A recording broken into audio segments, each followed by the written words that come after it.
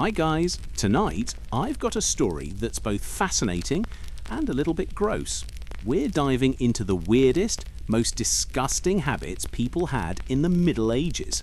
From throwing their waste out the window, to barely ever taking a bath, to living with lice and eating some pretty questionable food. Life back then was nothing like what we're used to today. But before you settle in for the night, maybe give this video a like, and if you enjoy this kind of content, don't forget to subscribe to the channel. Also, let us know in the comments, what time is it where you are and where are you watching from? We'd love to see which place is tuning in the most. Alright, let's get into the story.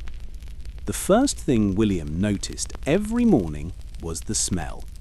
It was always there, thick and sour, clinging to the straw mattress and the rough wool blanket that he shared with his brothers. The air in the small, dark room was heavy with the scent of sweat, unwashed bodies, and the sharp tang of the chamber pot in the corner. Sometimes, if the wind was right, the stench of the tanner's workshop next door would drift in through the cracks in the wall, adding a new layer to the already overwhelming aroma. William's family lived in a cramped wooden house, squeezed between the butcher's shop and the tanner's. The walls were thin, and every sound from the neighbours seeped through. The butcher's wife shouting at her children, the tanner's apprentice singing off-key as he worked the hides. Privacy was a luxury no one in Blackwell could afford. William, his two brothers, and his little sister all slept together on a pile of straw in the corner.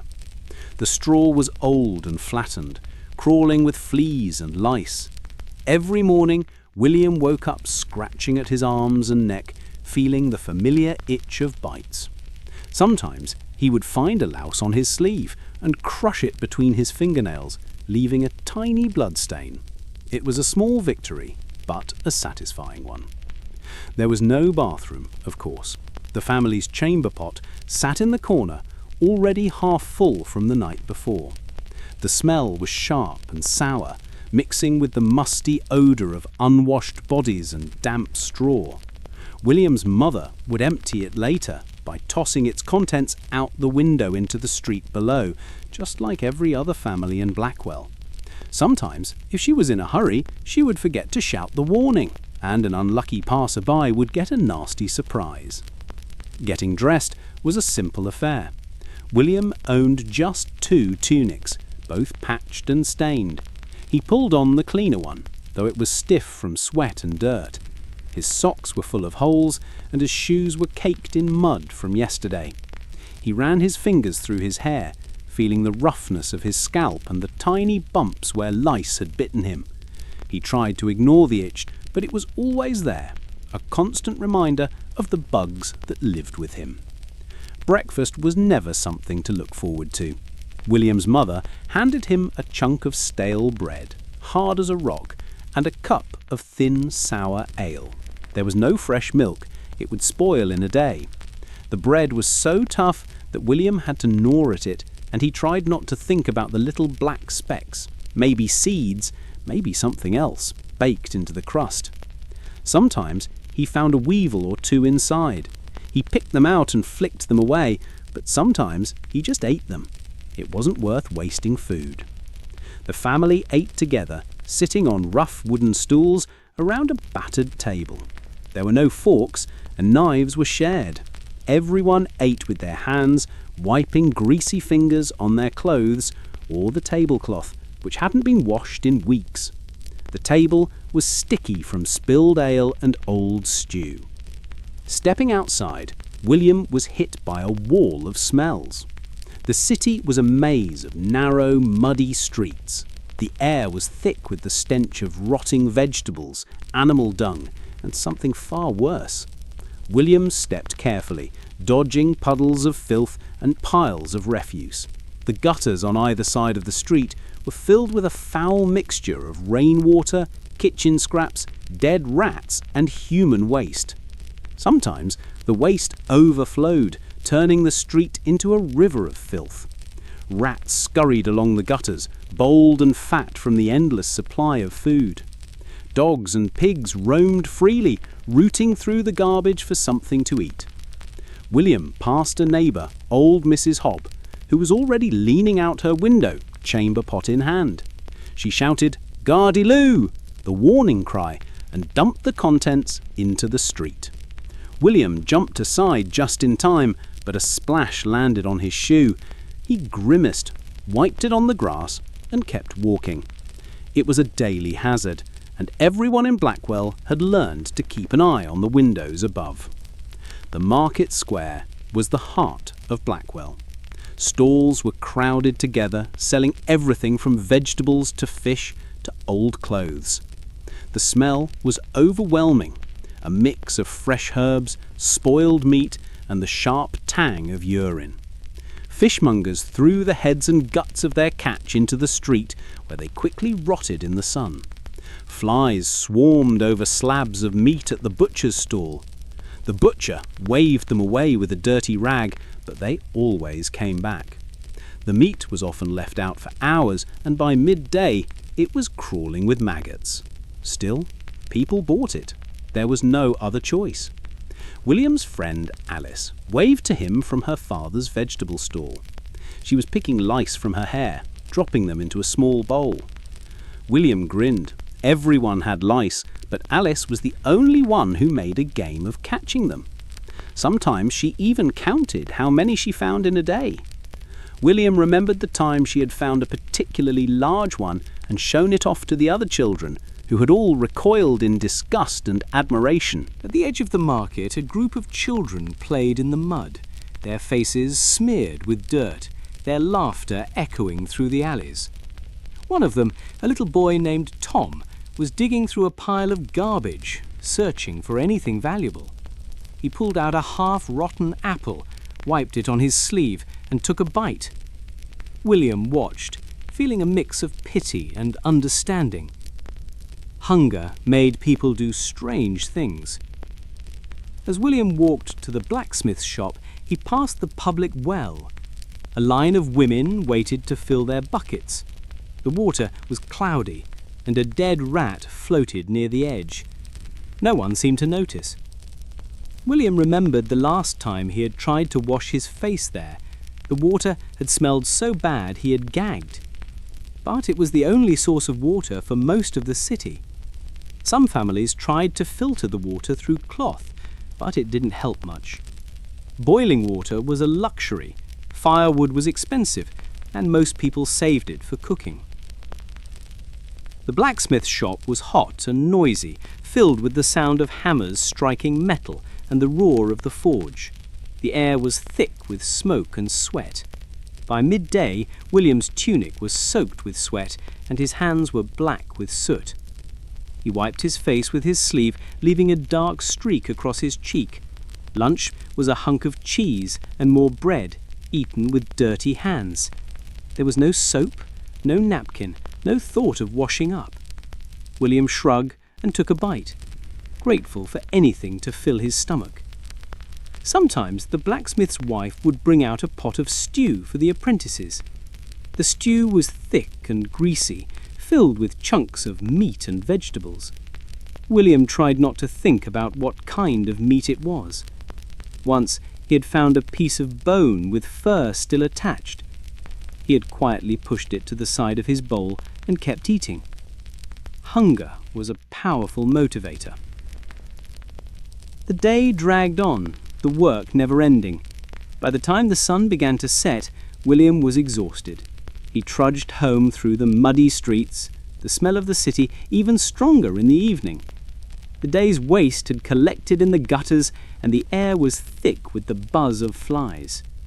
He passed a group of men gathered outside the tavern, their laughter loud and raucous. One of them was relieving himself against the wall, unconcerned by the people passing by. At home, his mother was stirring a pot of stew over the fire. The pot had never been washed. Each night, new ingredients were added to the old, and the flavour grew stronger and stranger. William ate in silence, too hungry to care. The stew was thick and salty, with bits of meat and vegetables floating in the greasy broth. Sometimes he found a piece of gristle or a lump of fat. He chewed it anyway. Hunger was a powerful motivator. After dinner, William and his brothers sat by the fire, picking lice from their hair and crushing them between their fingernails. It was a nightly ritual, one that everyone in Blackwell shared. His little sister giggled as she found a particularly large one, holding it up for everyone to see. William smiled, feeling a strange sense of camaraderie. In a world full of filth and discomfort, small victories mattered. As night fell, the city grew quieter, but the smells remained. The air was thick with the scent of smoke and sweat and waste. William crawled into bed, scratching at his bites, and listened to the sounds of the city, dogs barking, people shouting, and the distant splash of another chamber pot hitting the street. He closed his eyes, hoping for a few hours of sleep before the cycle began again. Sometimes William dreamed of a different life, a life where the streets were clean, the water was fresh, and the air smelled of flowers instead of filth. But in Blackwell, those dreams always faded with the morning light, replaced by the harsh reality of life in the Middle Ages. The next morning, the routine began again. William woke to the sound of his father coughing, the smell of the chamber pot, and the itch of flea bites. He pulled on his tunic, gnawed on a piece of bread, and stepped out into the filthy streets. The city was alive with noise and activity, but beneath it all was the constant, inescapable presence of dirt, disease, and decay. He watched as a woman dumped a bucket of waste into the gutter, the contents splashing onto the cobblestones. A dog trotted over, sniffed at the mess, and began to lap it up. William turned away, trying not to gag. He passed the butcher's stall, where flies swarmed over the meat, and the fishmonger's, where the smell of rotting fish was almost unbearable. He saw a group of children chasing a rat through the alley, their laughter echoing off the walls. At the well, a woman was arguing with her neighbour about whose turn it was to fetch water. The bucket came up, filled with cloudy, foul-smelling liquid. William took a sip, grimacing at the taste. It was better than nothing. At the blacksmith's, the work was hard and dirty. William's hands were soon covered in soot and sweat. He wiped his face with his sleeve, leaving a dark streak across his cheek. Lunch was the same as always: bread, cheese, and whatever scraps the blacksmith's wife could spare. William ate quickly, not bothering to wash his hands. The afternoon passed in a blur of heat and noise. By the time William headed home, the streets were even filthier than before.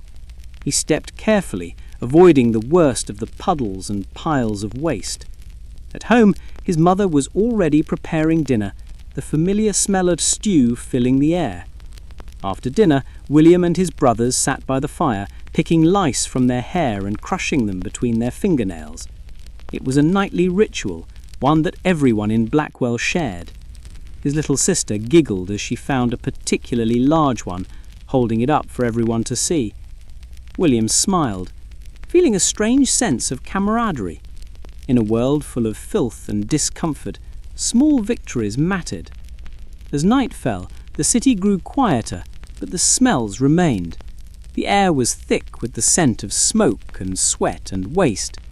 William crawled into bed, scratching at his bites, and listened to the sounds of the city: dogs barking, people shouting, and the distant splash of another chamber pot hitting the street. He closed his eyes, hoping for a few hours of sleep before the cycle began again.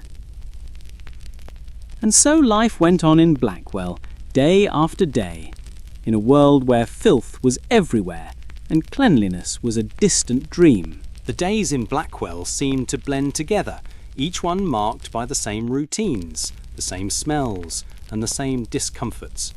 For William, life was a constant battle against the filth that surrounded him. Yet, as he grew older, he became more aware of just how strange and, frankly, disgusting some of the city's daily habits were. One of the most shocking customs, even to William, was how people dealt with their waste. Every house in Blackwell, From the grandest merchant's home to the poorest hovel relied on chamber pots. There were no toilets, no sewage pipes, and certainly no privacy. Each morning, William's mother would carry the heavy, sloshing pot to the window, lean out as far as she dared, and shout "Gardiloo!" as loudly as she could.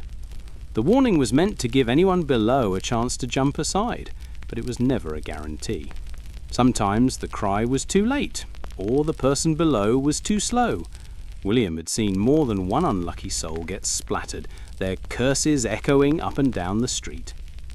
The gutters that lined every road were meant to carry away rainwater, but they were always clogged with filth.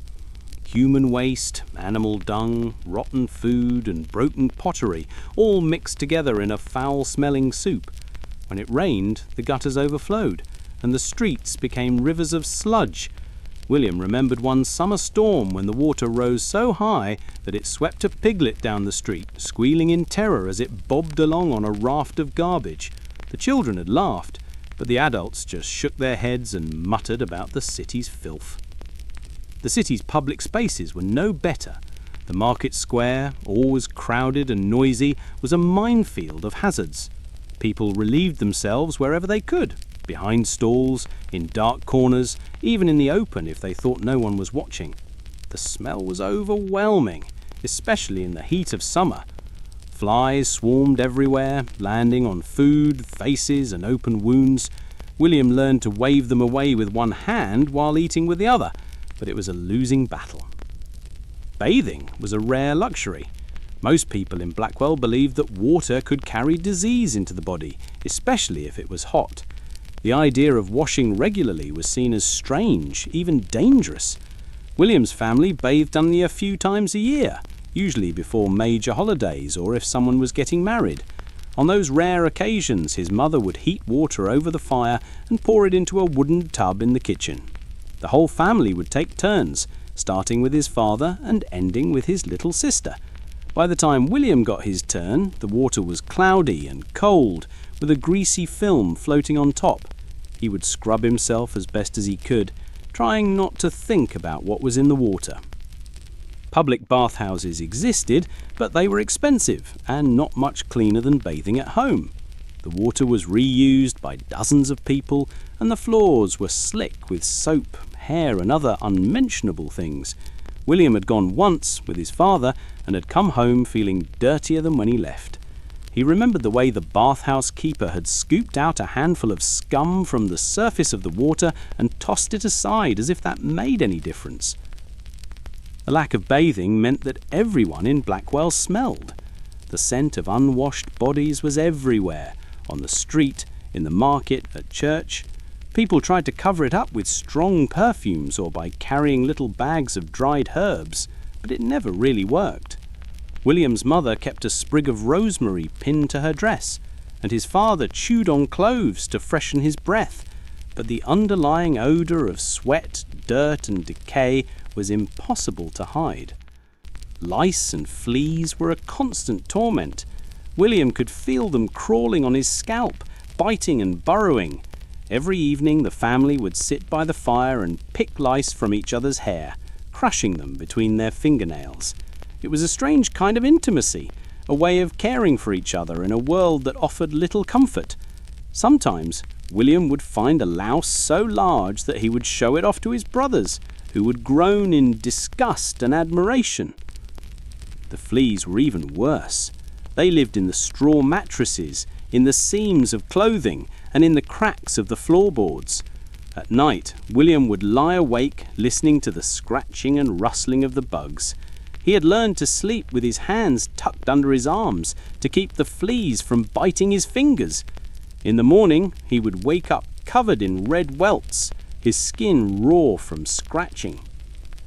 Food was another daily challenge. Fresh produce was rare, especially in winter. Most meals consisted of bread, cheese, and whatever meat could be found. The bread was often stale and full of weevils. William had learned to break the bread open and shake out the bugs before eating, but sometimes he was too hungry to care. Cheese was a luxury, and it was usually hard and mouldy by the time it reached the table. Meat was salted or smoked to keep it from spoiling, but it still went bad quickly. William remembered the time his mother had cooked a rabbit that had been dead for days. The smell had been so bad that even the dog wouldn't eat the leftovers. Vegetables were boiled into stews along with whatever scraps of meat or bone could be found.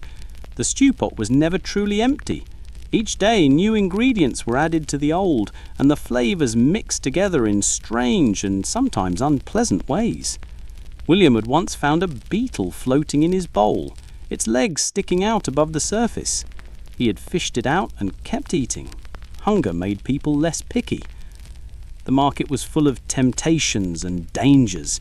William loved the smell of fresh bread from the baker's stall, but he knew that the flour was often mixed with chalk or sawdust to make it go further. The fishmonger's stall was even worse. The fish were laid out on wooden boards, their eyes cloudy and their scales dull. Flies buzzed around them, and the smell was enough to make William gag. Still, people bought the fish, hoping to cook them before they spoiled completely. Milk was a rare treat, and it spoiled quickly. Most people drank ale or watered-down wine, even children. The water from the well was often cloudy and tasted of earth and decay.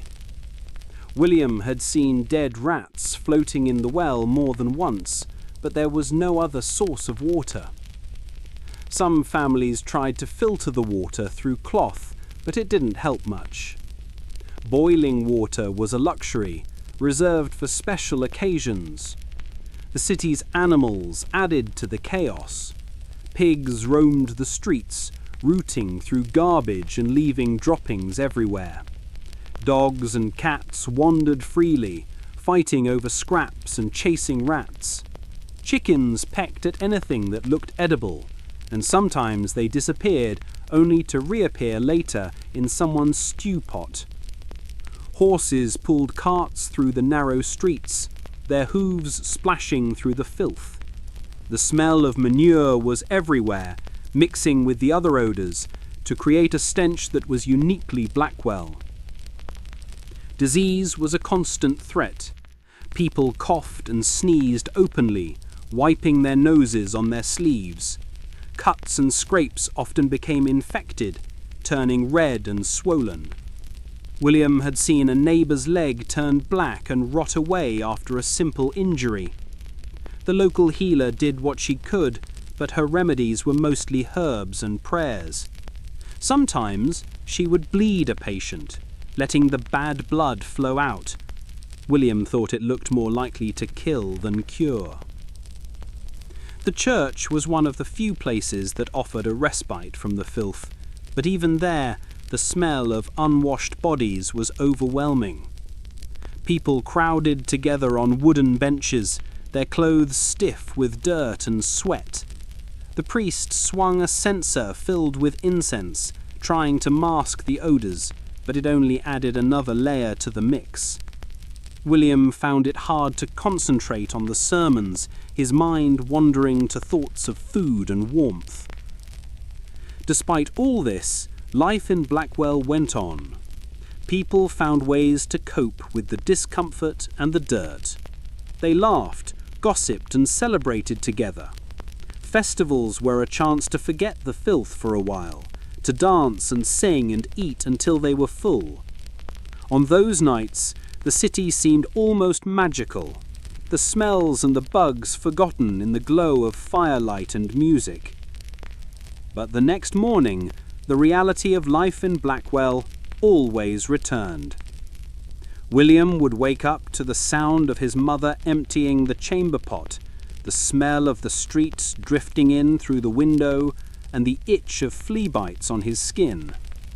He would pull on his tunic, grab a piece of bread, and step out into the filthy streets, ready to face another day. One afternoon, as William was walking home from the blacksmith's, he saw a commotion near the well.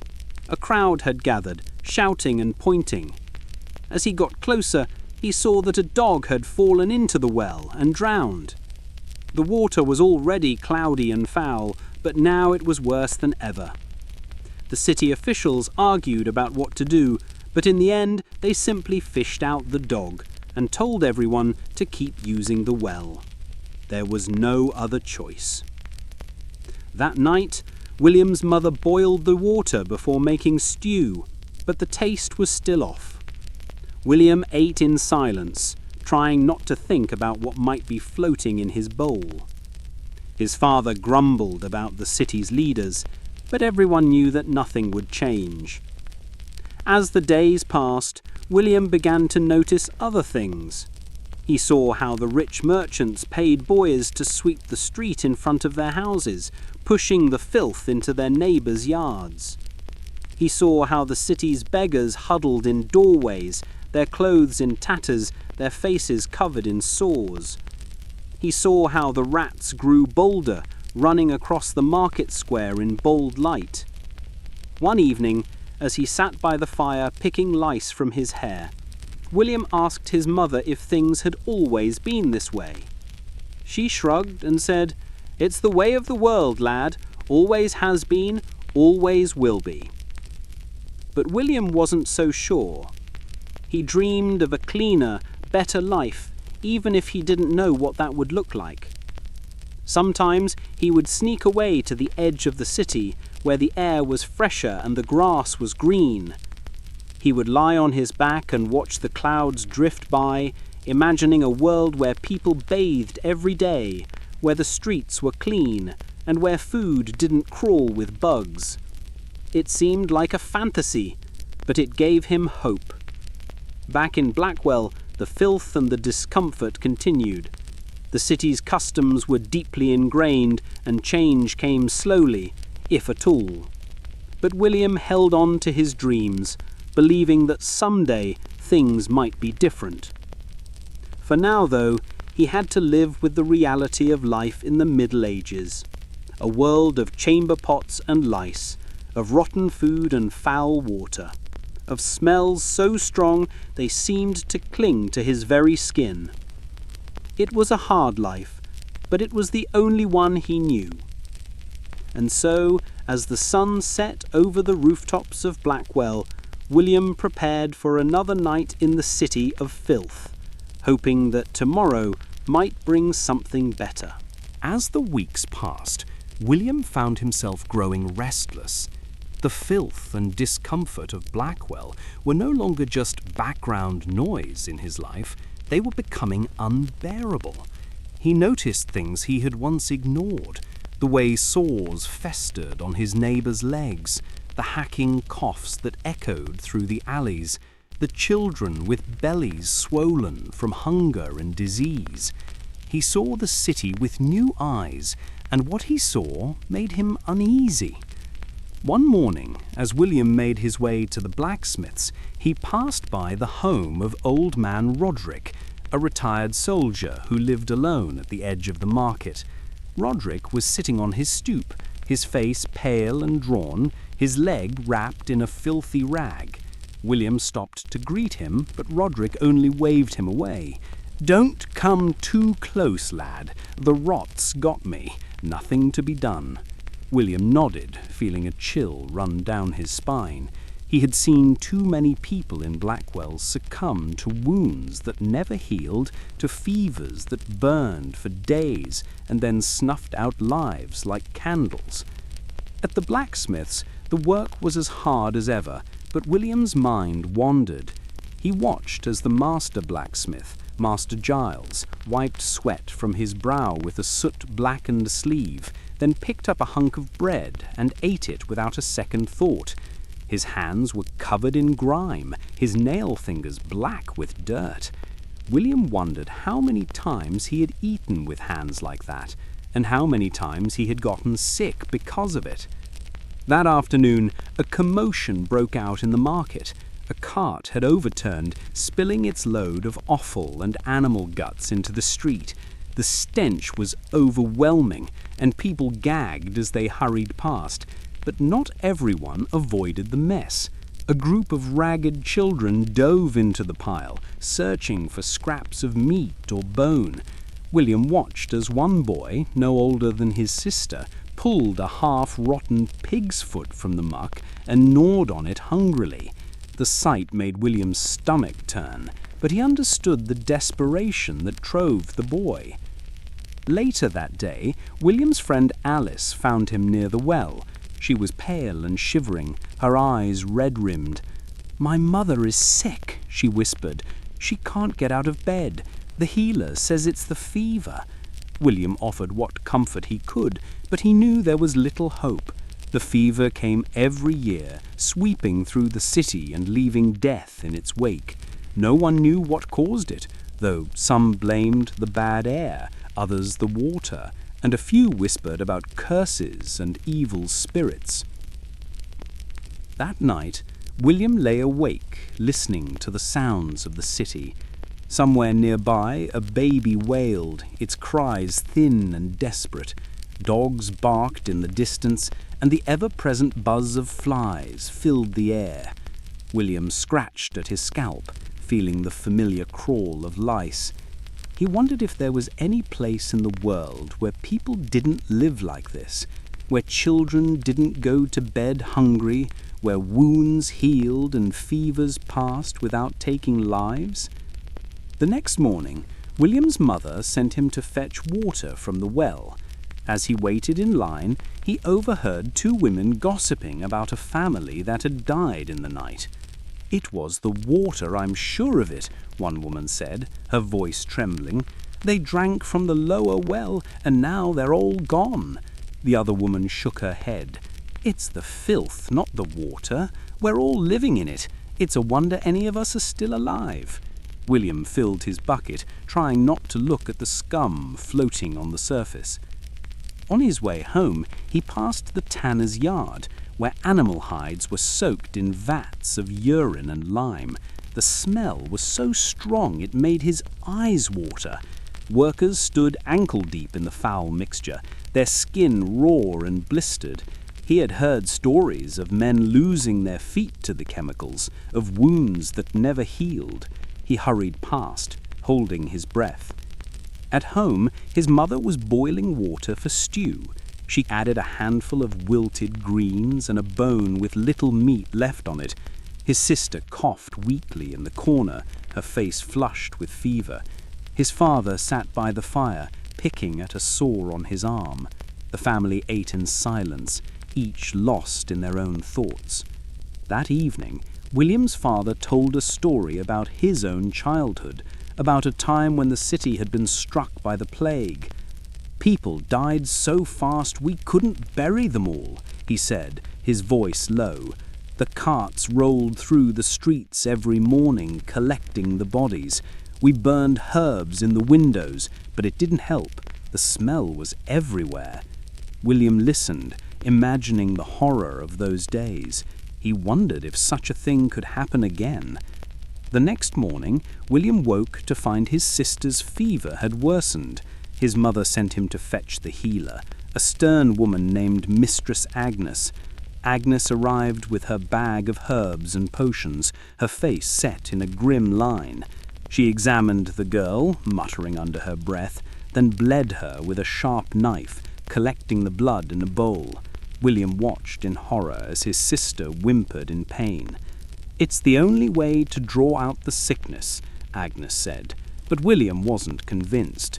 Days passed, and the city seemed to grow even filthier. The gutters overflowed with waste, and the air was thick with the smell of decay. William saw more and more people coughing, their faces pale and gaunt. The market was quieter than usual, the stalls half empty. Rumours spread of a new sickness, something worse than the usual fevers. People whispered about a merchant who had returned from the south, bringing death with him. One afternoon, as William walked through the market, he saw a group of city officials gathered around a dead rat. They poked at it with sticks, arguing about what to do. "We need to clean the streets," one man said. "It's the filth that brings the sickness." But another shook his head. "It's the will of God. Nothing we do will change it." William watched them, feeling a surge of frustration. Why didn't anyone try to make things better? That night, William lay awake, thinking about the stories he had heard from travellers, stories of distant cities with paved streets, of houses with running water, of people who bathed every week. He wondered if such places really existed, or if they were just fairy tales. He dreamed of leaving Blackwell, of finding a place where life was cleaner, safer, and kinder. The next day, William decided to visit the city walls. He climbed the steep hill that led to the old stone ramparts, his legs aching from the effort. From the top, he could see the whole city spread out below him, the tangled maze of streets, the smoke rising from 100 chimneys, the river winding its way through the fields beyond. For a moment, he felt free, the wind in his hair and the sun on his face. As he sat on the wall, a group of children approached, their faces dirty, but their eyes bright. They asked William to tell them a story, and he obliged, spinning a tale of knights and dragons, of brave heroes and magical lands. The children listened, wide-eyed, their troubles forgotten for a little while. William realized that even in a city as filthy and harsh as Blackwell, there was still room for hope and imagination. On his way back, William passed the churchyard, where a fresh grave had been dug. A small crowd gathered around, their heads bowed in prayer. William recognized Alice among them, her face streaked with tears. He joined her, offering silent support. After the service, Alice told him her mother had died in the night. William hugged her, unsure of what to say. There were no words that could ease her pain. That evening, William's mother sat him down and spoke quietly. "You're growing up, William. You see things others don't. Maybe one day you'll find a way out of this place. Maybe you'll see the world beyond Blackwell." William nodded, feeling a mix of hope and fear. He wanted to believe her, but the city's filth and misery felt inescapable. The days grew shorter and the air turned cold. The city's problems only worsened. The well water became even more foul, and people began to fall ill in greater numbers. The healer was overwhelmed, her remedies less and less effective. William's sister slowly recovered, but others were not so lucky. The city's graveyard filled with new mounds, and the smell of death hung over Blackwell like a shroud. One night, as William lay in bed, he made a decision. He would not spend his whole life in Blackwell. He would find a way to leave, to seek out the places he had heard about in stories. He would find a life where people didn't have to live in filth, where children didn't die from fevers, where hope was more than just a dream. The next morning, William packed a small bundle of food and set out before dawn. He walked through the silent streets, past the sleeping houses and the overflowing gutters. He paused at the city gate, looking back one last time at the place he had called home. Then he turned and walked into the unknown, his heart full of hope and fear. As the sun rose over the fields beyond Blackwell, William felt a strange sense of freedom. The air was cleaner here, the grass green and fresh. He walked for hours, his mind racing with thoughts of what lay ahead. He knew the road would be hard, that there would be dangers and hardships, but he also knew that he could not go back. For the first time in his life, William felt truly alive. He was no longer just a boy in a city of filth. He was a traveler, a seeker, a dreamer. And as he walked into the bright new day, he carried with him the hope that somewhere beyond the horizon, a better life was waiting. The world beyond Blackwell was nothing like William had imagined. The first hours of his journey were filled with a sense of freedom so sharp it almost hurt. The air was crisp and clean, carrying the scent of grass and wildflowers instead of rot and smoke. For the first time in his life, William could breathe deeply, without gagging. He walked along a narrow dirt road, his bundles slung over his shoulder. the city shrinking behind him with every step. As the sun climbed higher, William's excitement gave way to uncertainty. The countryside was beautiful, but it was also vast and empty. He passed fields of wheat and barley, the stalks swaying in the breeze, and small clusters of cottages with thatched roofs. Occasionally he saw a farmer working the land, bent over with a hoe or leading a plough horse. Most looked up warily as he passed, their faces suspicious. Travellers were rare, and strangers were often met with caution. By midday, William's stomach was rumbling. He sat beneath the tree and unwrapped his bundle, a hunk of bread, a piece of hard cheese, and a shriveled apple. The bread was already going stale, and the cheese had a sharp, sour smell. He ate slowly, savouring each bite, and watched a pair of crows squabble over something in the grass nearby. He wondered if he would find work in the next village, or if he would have to beg for food. As the afternoon wore on, the road led William to a small hamlet nestled beside a stream. The houses were clustered together, their walls made of wattle and daub, their roofs thick with moss. Chickens scratched in the dirt, and a few pigs rooted near a pile of refuse. The stream, though clear at first glance, was lined with laundry and buckets, and a woman was emptying a chamber pot into the reeds. William realized that even here the habits of Blackwell were not so far away. He approached the village cautiously, unsure of his welcome. A group of children watched him from behind a fence, their faces smudged with dirt. An old man leaning on a stick eyed him suspiciously. William offered a polite greeting, but the man only grunted and spat into the grass.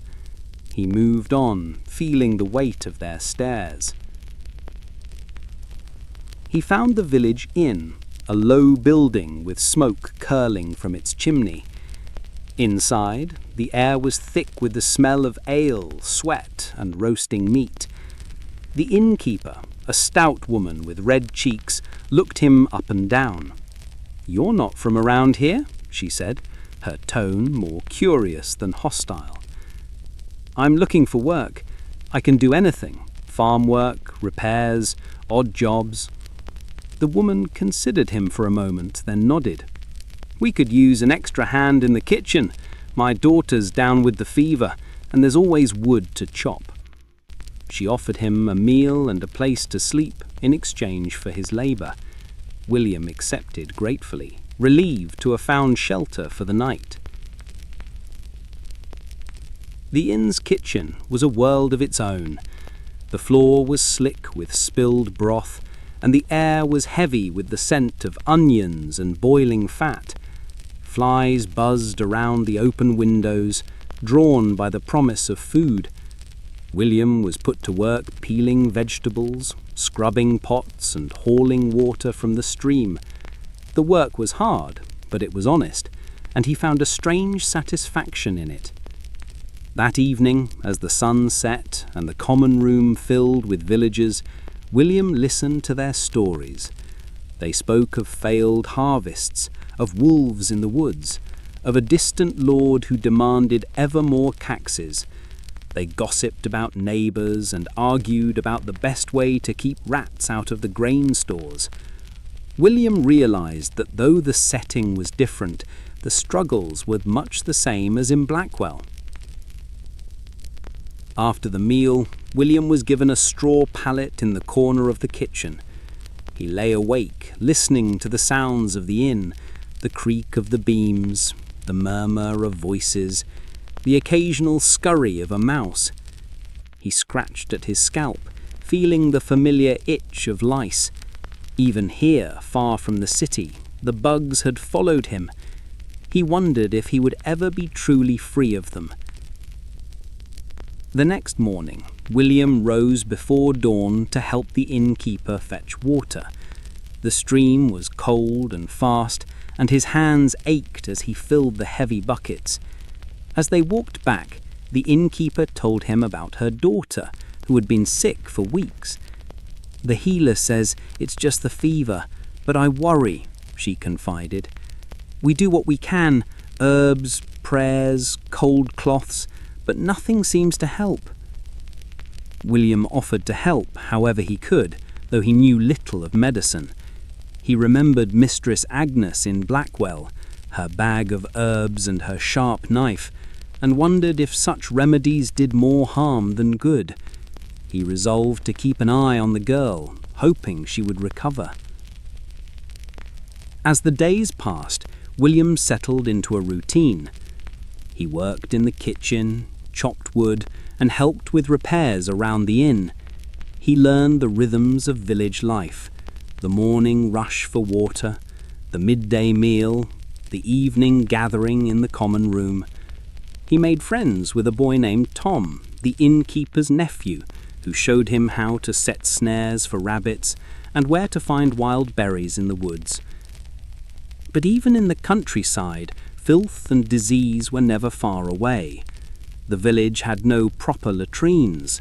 People relieved themselves in the woods or behind their houses. The pigs and chickens roamed freely, leaving droppings everywhere.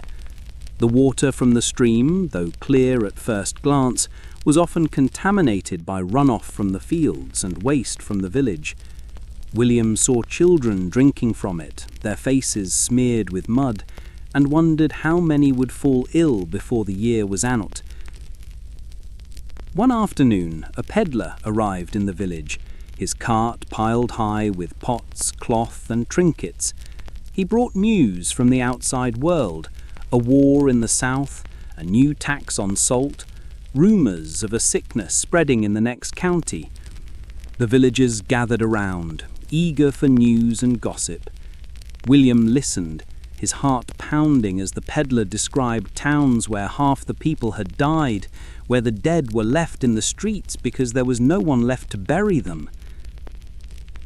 That night, William lay awake, haunted by the peddler's stories. He thought of Blackwell, of Alice and his family, and wondered if the sickness had reached them. He felt a pang of guilt for leaving, but he knew he could not have helped them. He could only hope they were safe. The next morning, William decided to move on. He thanked the innkeeper for her kindness and set out once more, following the road east. The landscape changed as he walked. The fields gave way to forests, the air grew cooler, and the sky was often grey with clouds. He passed through other villages, each with its own customs and problems. In one, he saw a group of women washing clothes in a muddy pond, their hands red and raw from the cold. In another, he watched as a man buried a pig that had died of disease, the stench so strong it made William gag. He learned to be cautious around strangers. Not everyone was friendly, and some were desperate enough to steal or worse. One night, as he camped in the woods, he was awakened by the sound of footsteps. He lay still, his heart pounding, as a group of men passed by, their voices low and tense. He waited until they were gone before falling back into a restless sleep. Despite the hardships, William found moments of beauty in the world outside Blackwell. He watched deer grazing in a meadow at dawn, their coats shining in the early light. He listened to the song of birds in the trees, the rush of water over stones. He felt the sun on his face and the wind in his hair. And for the first time, he began to believe that life could be more than just survival. One evening, as he walked along a country lane, William came upon a small chapel. The door was open, and the sound of singing drifted out into the twilight. He stepped inside and found a group of villagers gathered around a priest, their voices raised in a simple hymn. The chapel was plain, its walls whitewashed and bare, but there was a sense of peace in the air. William sat quietly at the back, listening to the music and feeling a sense of belonging he had not known in a long time. After the service, the priest approached him. He was a kindly man, with gentle eyes and a soft voice. He asked William where he was from, and William told him a little of his story. The priest listened without judgment, then offered him a place to sleep in the chapel's loft. William accepted, grateful for the warmth and shelter. Over the next few days, William helped the priest with chores around the chapel. He swept the floors, tended the small garden, and repaired a broken fence.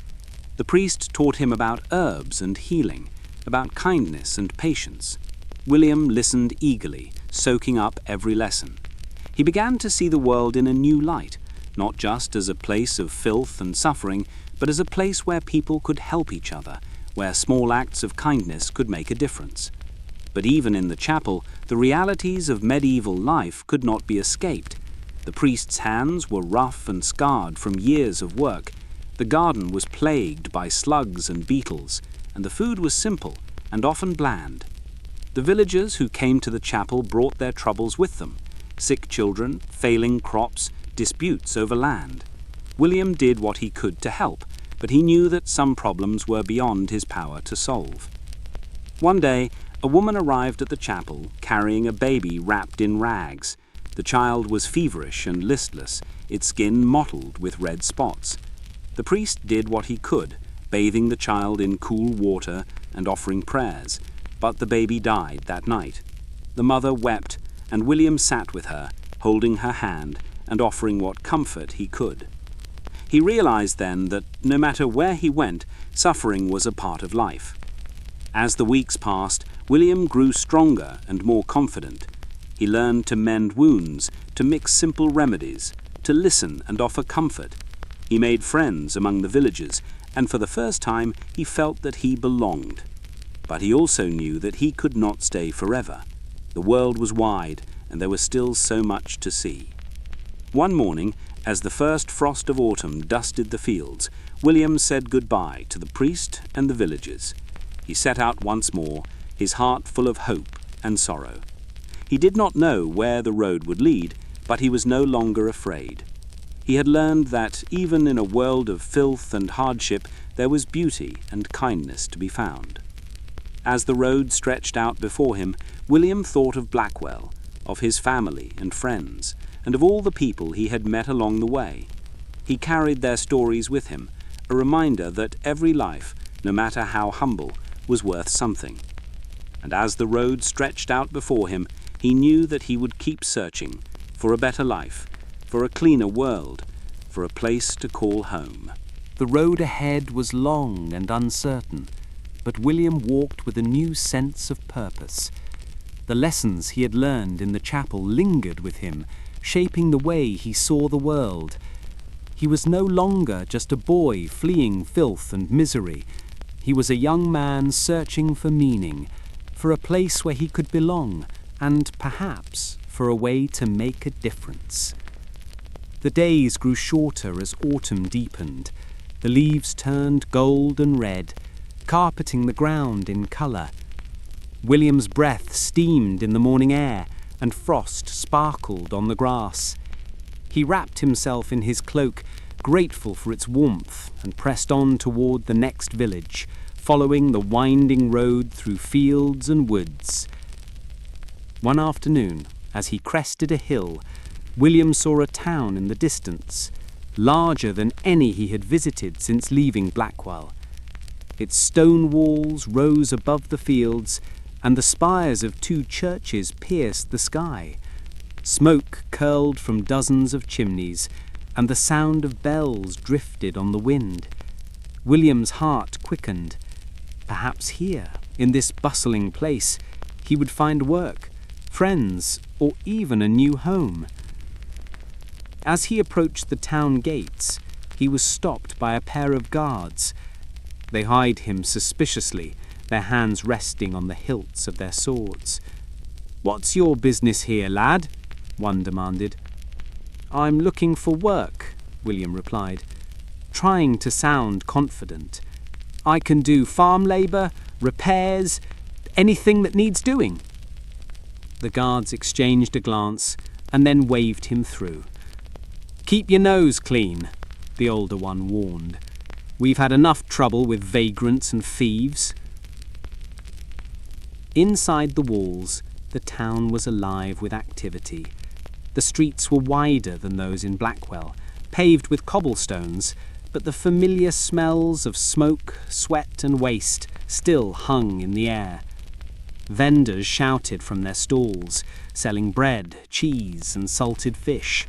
Horses clattered past, pulling carts loaded with barrels and sacks. Children darted between the crowds, laughing and shouting. William wandered through the market, taking in the sights and sounds. He saw a baker pulling loaves from a brick oven, their crusts golden and steaming. He watched a cooper hammering iron hoops onto a barrel, his arms thick with muscle. He passed a group of women gossiping as they spun wool, their fingers nimble and quick. But not everything was cheerful. In a narrow alley, William saw a beggar huddled against a wall, his face gaunt and his clothes in tatters. A group of boys jeered at him, throwing stones and shouting insults. William felt a pang of sympathy and slipped the man a piece of bread from his bundle. The beggar's eyes lit up with gratitude, and he whispered a blessing as William moved on. As evening fell, William found his way to an inn near the town square. The common room was crowded and noisy, filled with merchants, travellers and townsfolk. The air was thick with the smell of roasting meat, spilled ale and unwashed bodies. William found a seat near the fire and listened to the conversations around him. He heard tales of distant wars, of bandits on the roads, of a nobleman's daughter who had run away with a stable boy. He heard complaints about taxes, about the price of grain, about the mayor's new rules for waste disposal. One man grumbled that the town's new night soil men, labourers hired to collect human waste from the streets, were lazy and careless, leaving the alleys as filthy as ever. William introduced himself to the innkeeper, a wiry man with a quick smile. "Looking for work, are you?" the man said. "We could use a hand in the stables. The horses make as much mess as the guests, and my boy's down with the ague." William agreed, and soon found himself mucking out stalls, hauling water and brushing down the horses. The work was hard and dirty, but it paid for his meals and a place to sleep in the loft above the stable. At night he lay on a pile of hay, listening to the horses snort and stomp, and thought about the strange twists his life had taken. The town was different from Blackwell in many ways, but some things never changed. The streets were cleaner, thanks to the night soil men and the new rules, but the gutters still ran with rainwater and refuse. The market was lively, but the food was often stale or spoilt. William saw a rat dart across the bakery floor one morning, and the baker simply shrugged and kept kneading his dough. One day, as William was carrying a bucket of water from the well, he met a girl named Margaret. She was a laundress, her arms strong from scrubbing clothes in the icy river. She had a quick wit and a ready laugh, and she didn't seem to mind William's rough hands or travel-worn clothes. They became friends, sharing stories as they worked, and William found himself looking forward to their conversations. Margaret told him about the town's customs, how the people gathered in the square every Sunday for the market, how the mayor had banned pigs from roaming the streets, how the town's healer was rumoured to be a witch. She showed him the best places to find wild herbs, the quietest corners of the churchyard, the shortcut through the alley behind the baker's shop. But even in this bustling town, filth and disease were never far away. One morning, William awoke to find a commotion in the square. A child had died in the night, and the family were preparing the body for burial.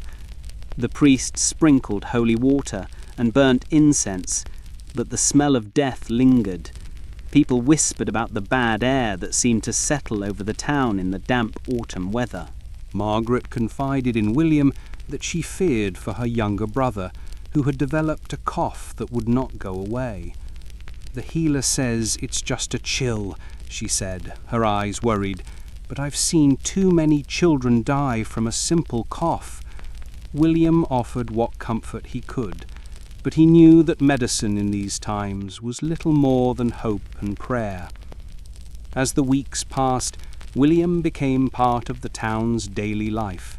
He worked in the stables by day, helped Margaret with the laundry in the evenings, and sometimes joined the townsfolk in the square for music and dancing.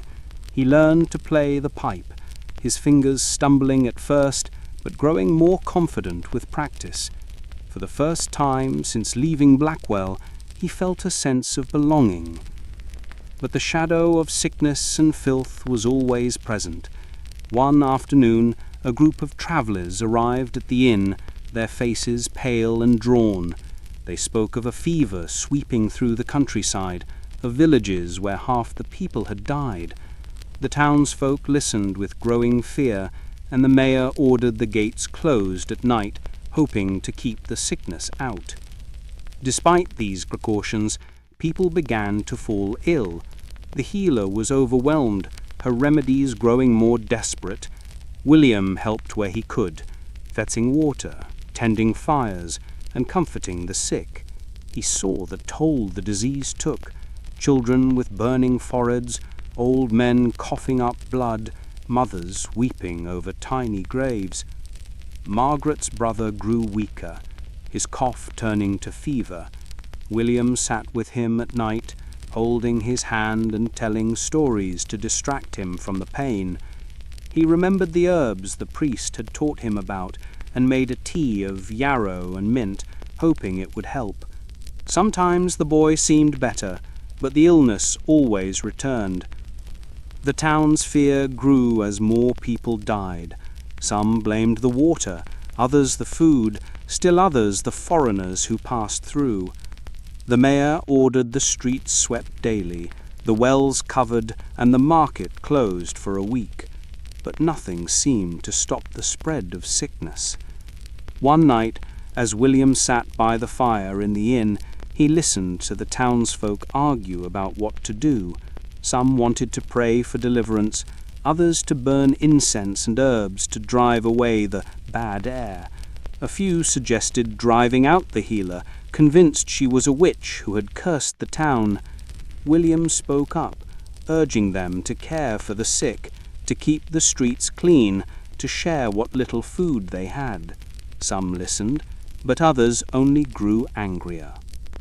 The next morning, William found Margaret in tears. Her brother had died in the night, his small body limp and cold. William helped dig the grave, his hands numb with grief and exhaustion. The funeral was simple, a few prayers, a handful of earth, and the quiet sobs of a family in mourning. After the burial, William and Margaret sat together beneath a tree, watching the sunset over the town. "Why does it have to be this way?" Margaret whispered. "Why is there so much suffering?"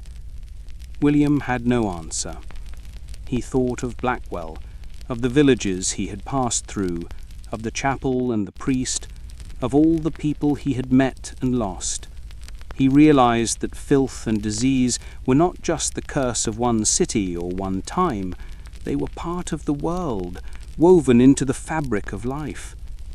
But he also remembered the kindness he had seen, the innkeeper who took him in, the priest who taught him, the friends who shared their food and stories. He realized that even in the darkest times, people could choose to help each other, to care for the sick, to comfort the grieving. As winter approached, William made a decision. He would stay in the town, at least for a while.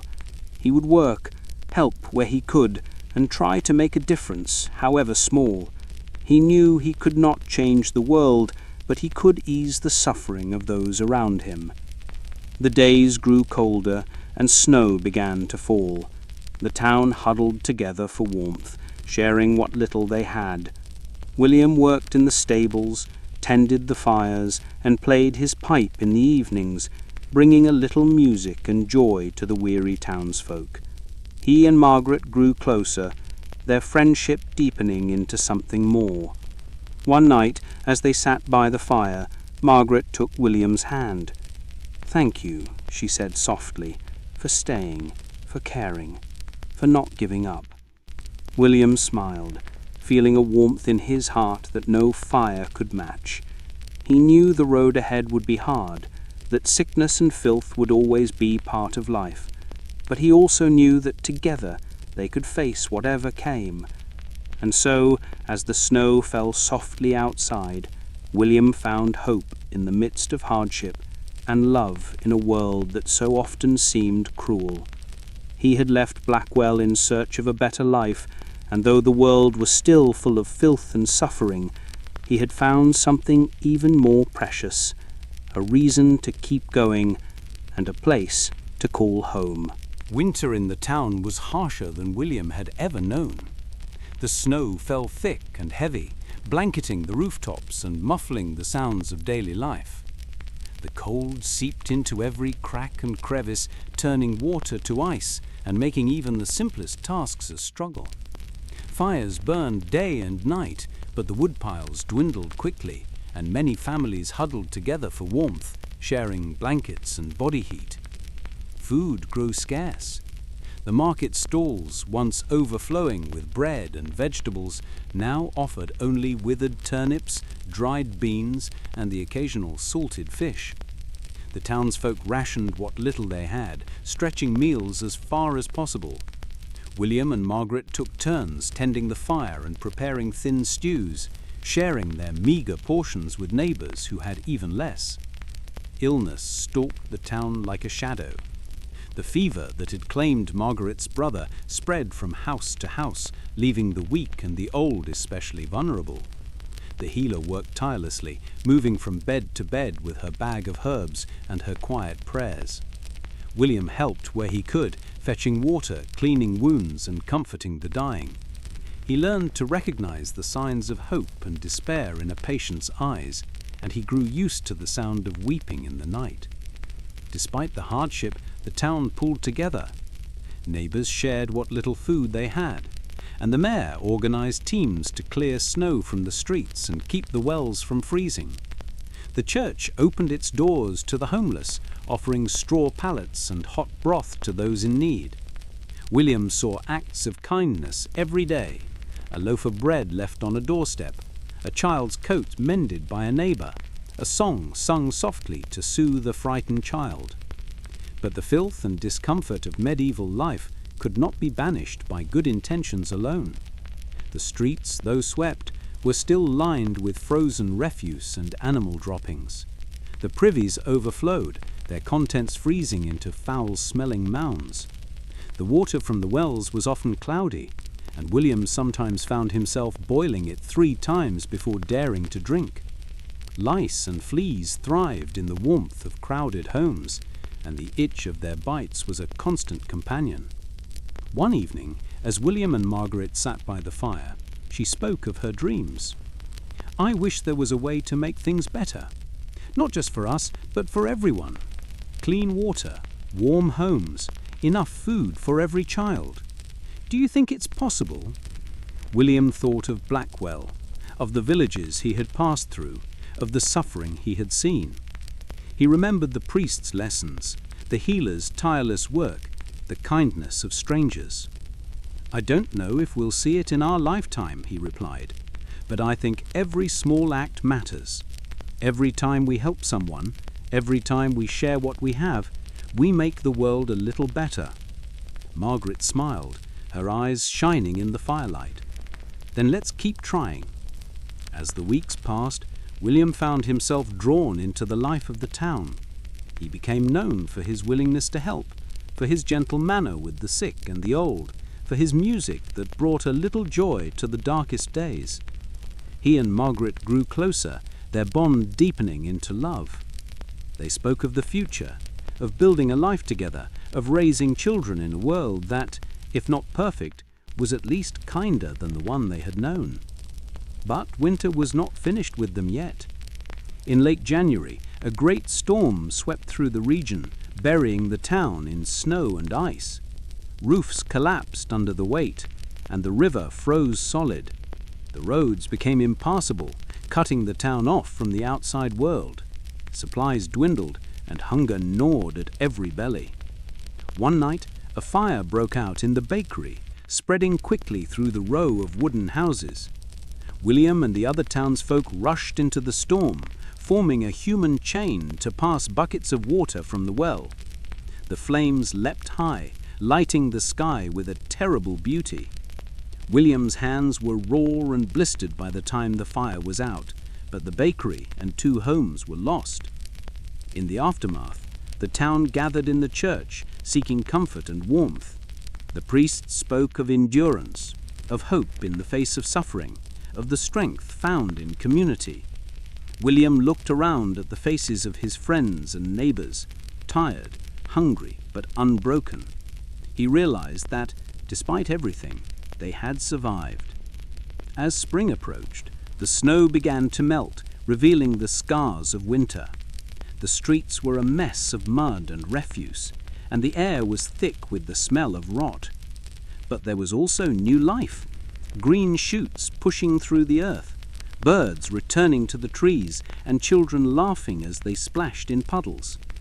William and Margaret worked with the townsfolk to clean the streets, repair the damaged homes, and plant new gardens. The work was hard, but it was filled with hope. One afternoon, as William was repairing a fence, a group of travelers arrived at the town gates. They brought news of the outside world, of peace in the south, of a new road being built, of a healer in a distant city who claimed to have found a way to prevent the fever. The townsfolk listened eagerly, their eyes bright with curiosity and longing. William felt a stirring in his heart. He remembered his own journey, the hunger that had driven him from Blackwell, the kindness that had sustained him along the way. He realized that while he had found a home here, his journey was not truly over. There was still so much to learn, so much to see, so many people in need of help. That night, he spoke with Margaret about his feelings. "I want to stay with you," he said, "but I also want to see what's out there. I want to learn from others, to bring back new ideas, to help make this place better." Margaret took his hand, her grip strong and steady. "Then go," she said, "and come back to me when you're ready. I'll be here, waiting." With her blessing, William prepared for a new journey. He packed his few belongings, a sturdy cloak, a knife, a loaf of bread, and a small pouch of coins. The townsfolk gathered to see him off, offering gifts and well-wishes. The healer pressed a bundle of herbs into his hand, and the priest gave him a blessing for safe travels. As William walked out of the town, the sun rose behind him, casting long shadows on the road ahead. He felt a mix of fear and excitement, of sadness and hope. He knew the world was still full of filth and suffering, but he also knew that kindness and courage could make a difference. His journey took him through new villages and towns, each with its own customs and challenges. He saw places where people had built aqueducts to bring clean water, where waste was collected and burned outside the city walls, where healers used new methods to treat the sick. He learned from everyone he met, asking questions, sharing stories, and offering help where he could. In one town, he worked with a group of builders to dig a new well, deeper and cleaner than the old one. In another, he helped a healer teach mothers how to boil water and wash their hands before preparing food. He saw the difference these small changes made, the children who grew stronger, the families who lost fewer loved ones to disease. But he also saw places where old habits died hard. In some villages, people clung to their traditions, refusing to change even as sickness spread.